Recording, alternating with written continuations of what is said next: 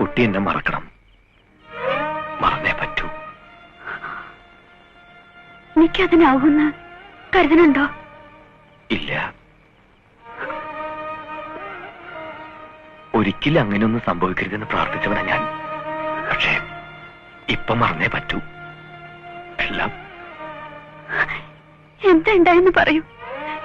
ഇനി ഞാൻ എന്തെങ്കിലും... ഇല്ല, ഗൗരി എന്നും നല്ലതേ ചെയ്തിട്ടുള്ളൂ. അതുകൊണ്ടല്ല. നിക്കിനി ഒരു ജീവിതം സ്വപ്നം കാണാനുള്ള അവകാശമില്ല.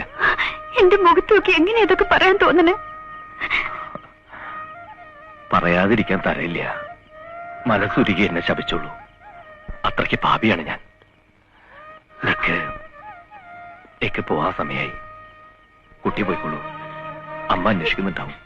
വെറുതെ ഓരോന്ന് പറഞ്ഞ് മോഹിപ്പിച്ചിട്ട്. തെറ്റ് മുഴുവൻ എന്റെ തന്നെയാ. സമ്മതിക്കണു.